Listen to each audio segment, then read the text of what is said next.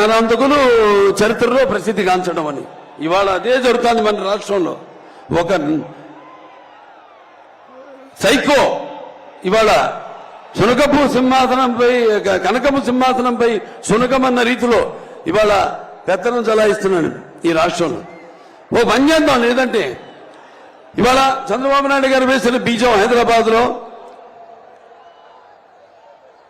IT అభివృద్ధి కానీ, సైబరాబాద్ కానీ, లేకపోతే ఈ గ్రీన్ఫీల్డ్ ఎయిర్పోర్ట్ కానివ్వండి, లేకపోతే ఫ్లైఓవర్లు కానివ్వండి, వీటిలన్నింటినీ మిగతా ప్రభుత్వాలు ఏమీ వాటి జోలికి వెళ్ళలేదు. అభివృద్ధి పదం అభివృద్ధి అనేది జరుగుతూ ఉంటుంది. అది ఈ దేశంలో ఎక్కడైనా అభివృద్ధి జరుగుతుందంటే అది ఇక్కడ హైదరాబాద్. ఆ తర్వాత మన జగన్ని అక్కడికి ఒకసారి పంపిస్తే ముఖ్యమంత్రిని వాళ్ళు చేస్తే విధ్వంసం, కష్టం, నష్టం అనేది ఎలా ఉంటుందో ఒకసారి తెలుస్తుందని మీ అందరికీ తెలియజేసుకుంటున్నాను. అక్కడే రాకముందే సరిహద్దుల్లోనే కాల్చిపారుతొప్పుతారు అసలు రానికుండా. అంటే నేను అనేది ఏంటంటే అటువంటి ఒక ఉద్యమం రావాలి మీ అందరిలో. ఇవాళ మీ భవిష్యత్తు మీ చేతుల్లో ఉంది, మీ బిడ్డల భవిష్యత్తు మీ ఓట్లలో ఉంది, మీ యొక్క రాష్ట్రం భవిష్యత్తు మీ ఓటుల్లో ఉంది. అందరూ ఉద్యమించాలి. కులాలు మతాలు ఇవి కాదు. రక్తానికి జాతి లేదు, మాంసానికి మతం లేదు, చర్మానికి కులం లేదు, ఇవి కాదు మనకి కూడిపెట్టేవి. ఇవాళ అందరూ మన ఆంధ్ర రాష్ట్రం వైపు చూసి అభియానాలు చేస్తున్నారు, నవ్వుతున్నారు. కొంతమంది అయితే అతను చాలా మటుకు అసలు ఆంధ్ర రాష్ట్రం గురించి పల్లెత్తు మాట అంటలేదు. రేపు ఇదే కొనసాగితే నేను హెచ్చరిస్తున్నాను, ప్రపంచ పటంలో కూడా మన ఆంధ్ర రాష్ట్రం ఉండదు అని సభాముఖంగా మీకు తెలియజేసుకుంటున్నాను. ఆనాడు ఎంతో మంది పొట్టి శ్రీరాములు గారైతే నీతి అమరజీవి అందరూ కూడా ఒక తెలుగు వారికి ప్రత్యేక రాష్ట్రం కోసం పోరాడారు. అలాగే ఆంగ్లేయులు గుండెను ఎదురొట్టారు, స్వాతంత్ర పోరాటంలో పాల్గొన్నారు. తారక రామారావు గారు ఏదైతే చిన్నపు చూస్తున్నారో మన తెలుగు జాతిని ఆత్మ గౌరవం కోసం ఆయన తెలుగుదేశం పార్టీని స్థాపించారు. తెలుగు వాళ్ళకు ఒక గుర్తింపు తీసుకొచ్చారు. అలాగే మన చంద్రబాబు నాయుడు గారు తెలుగు వాళ్ళలో ఒక ఆత్మ విశ్వాసాన్ని పెంచారు. వాళ్ళ తెలివితేటల్ని ప్రపంచ వ్యాప్తంగా ఆయన తెలియజేశారు. మరి ఇప్పుడు పరిస్థితి వాళ్ళ చాలా దారుణంగా ఉంది. ఇక ఇక సమయం లేదు మిత్రమా, నిజమా వీరస్వర్గమా అని తేల్చుకునే పరిస్థితి ఇప్పుడుంది. అందరూ కూడా ఇదంతా గమనించండి. గమనించట్లేదని కాదు, గమనిస్తున్నారు. కానీ ఈ యొక్క ఉచిత పథకాల మాయలో పడవద్దు మీరు.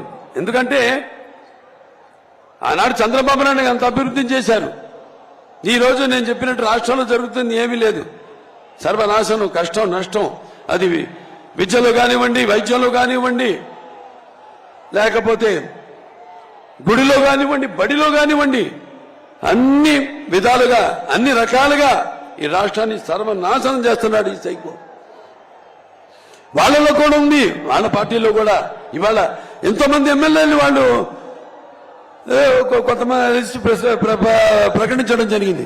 మళ్ళీ ఎవరెవరో వర్గాలు వాళ్ళ సీట్లు మాత్రం మార్చలేదు. మీరు నమ్ముకున్నారు కొన్ని వర్గాల పార్టీని, వాళ్ళని మాత్రం మార్చారు. సో సామాజిక న్యాయం ఎక్కడ జరుగుతోంది అని నేను ప్రశ్నిస్తున్నాను.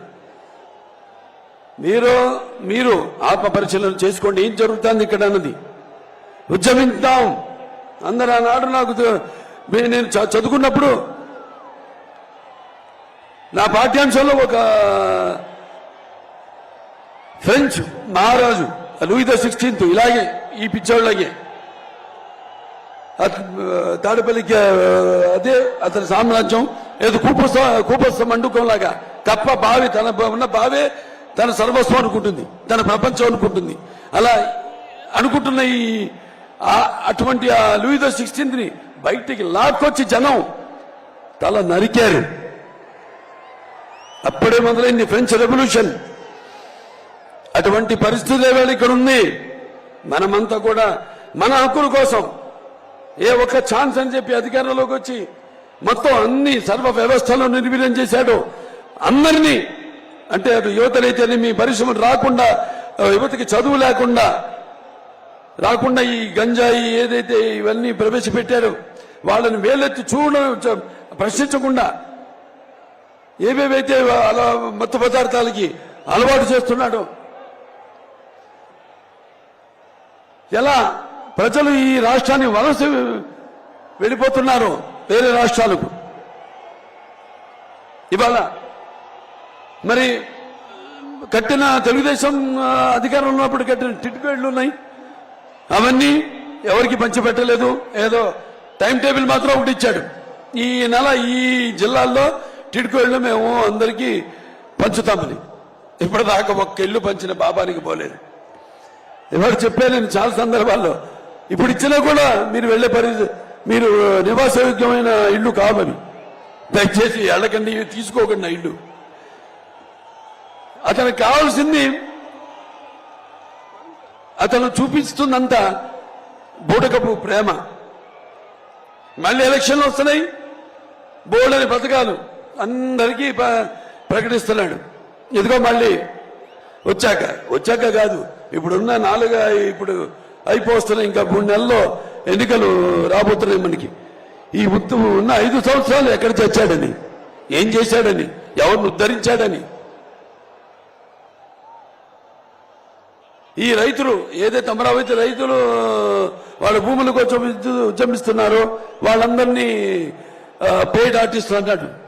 మరి మొన్న ఇక్కడ విశాఖపట్నంలోనే ఈ యొక్క కన్వెన్షన్ జరిగింది, ఈ యొక్క ఇండస్ట్రియల్ కన్వెన్షన్, పరిశ్రమల కన్వెన్షన్ జరిగినప్పుడు మేము అడిగాం, అసెంబ్లీ సాక్షిగా అడిగాం, ఏమయ్యా ఎంతమందితో ఎంఓయూ అయింది, ఎంతమందితో అగ్రిమెంట్ అయ్యారు మీరు, దానివల్ల మన రాష్ట్రానికి ఎంత రాబోతుందని అడిగితే దానికి జవాబు లేదు. అది ముందు ప్రవేశపెట్టలేదు మా సభ్యుల ముందు. సో ఇలా గమనించండి అందరూ. మరొకసారి ఈ యొక్క ఉచిత పథకాల మాయలో పడి మీ యొక్క తెలివిని, మీ జ్ఞానాన్ని, మీ విజ్ఞానాన్ని మీరు పాడు చేసుకోకండి. ఇక మనం భయపడాల్సిన పని లేదు. నేను చెప్పాను, అందరం మనం ఉద్యమిద్దాం. ఇవాళ జనసేన పార్టీ అలాగే తెలుగుదేశం పార్టీ కలిసి ఉమ్మడిగా ఈ యొక్క మహాప్రజాశక్తుల ఈ యొక్క కలయిక ఇవాళ బ్రదర్ని నేను అభినందిస్తున్నాను. ఆయనకి నాకు చాలా స్వరూపాలు ఉన్నాయి. ఆయన ముక్కుసూటి మనిషి, నేను ముక్కుసూటి మనిషి. ఏమన్నా కూడా కుండ బద్దల్లో కొట్టేటట్టు మాట్లాడే స్వభావం మాది. ఎంతకైనా తెగిస్తాం. ఇక ముందు మేము తప్పకుండా ఏదైతే లోకేష్ బాబు చేపట్టిన ఈ యొక్క యువగణం పాదయాత్ర స్ఫూర్తి ఏదైతే యువత పొందారో, వాళ్ళకు ఒక నమ్మకం కలిగిందో, ఈ అన్ని సంగమాలన్నీ కూడా కలిసి సంగమించి రేపు రాబోతున్న ఎన్నికల్లో తిరిగి మనకు పునర్వైభవం మనం తీసుకురావాలని, మన జాతికి అయితేనేమి, అలాగే మన భవితకు అయితేనేమి, మన పిల్లల భవితకు అయితేనేమి, మన రాష్ట్ర భవితకు అయితేనేమి, మనందరం కూడా కలిసి ఉద్యమిద్దాం, విజృంభిద్దాం. ఎవరు అడ్డు వస్తే ఎటువంటి సమాధానం చెప్పాలో చెప్తామని ఈ సభాముఖంగా తెలియజేసుకుంటూ మీ అందరి నుంచి సెలవు తీసుకుంటున్నాను.